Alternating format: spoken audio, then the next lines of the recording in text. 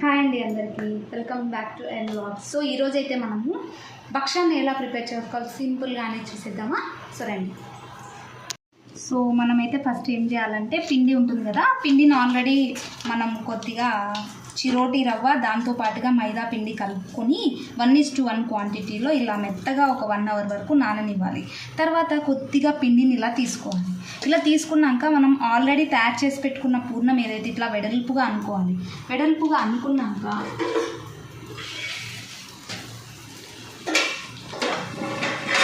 Already మనం తయారు చేసి పెట్టుకున్న పూర్ణం ఏదైతే ఉంటుందో ఆ పూర్ణాన్ని తీసుకొని ఒక చిన్న బాల్ లాగా తయారు చేసుకొని ఈ పిండిలో మనం దీన్ని పెట్టేయాలి. పెట్టేసి స్లోగా వెనకాల నుంచి స్లోగా ఇలా అనుకుంటూ వచ్చినప్పుడు ఏమవుతుంది అంటే వెనకాల ఉన్న పిండి అంతా కూడా ఈవెన్గా ఇలా మొత్తానికి స్ప్రెడ్ అయిపోతుంది. ఇలా మొత్తానికి స్ప్రెడ్ చేసుకుంటూ ఒక బాల్ లాగా దీన్ని ప్రిపేర్ చేసుకోవాలి. ఒక బాల్ లాగా ప్రిపేర్ చేసుకొని ఇలా టోటల్గా పూర్ణం బయటికి రాకుండా మనం మొత్తాన్ని కూడా క్లోజ్ చేయాలి. ఇలా క్లోజ్ చేసి పెట్టాక ఏదైతే మనకి మైదా పిండిని తీసుకోవాలి. మీ ఇష్టం, ఇది ఏదైనా మైదా పిండిని లూజ్ అన్న తీసుకోండి, ప్యాకెట్ అన్న తీసుకోండి. ఇలా మైదా పిండిని కొద్దిగా కవర్ మీద స్ప్రెడ్ చేసుకోవాలి. కవర్ మీద స్ప్రెడ్ చేసి పెట్టుకున్నాక ఇది బాల్ ఏదైతే ఉంటుందో దాన్ని దీని మీద పెట్టాలి. దీని మీద పెట్టి మళ్ళీ దీని మీద కొద్దిగా మనము ఇలా మైదా పిండిని చల్లుకోవాలి.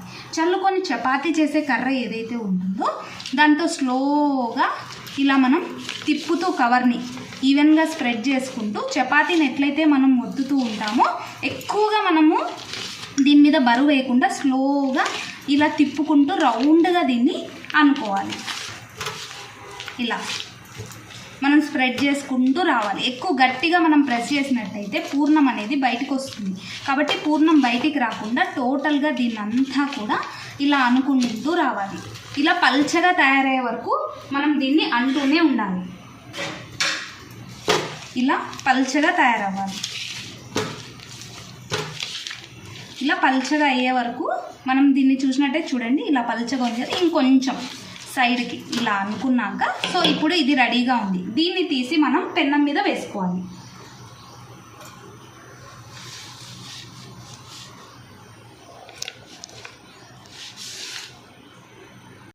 సో మనకి పెన్నం అనేది హీట్ అయింది. హీట్ అయ్యాక మనం ఏం చేయాలంటే ఒక స్పూన్ ఆఫ్ ఆయిల్ని దీని మీద బాగా స్ప్రెడ్గా చేసుకోవాలి.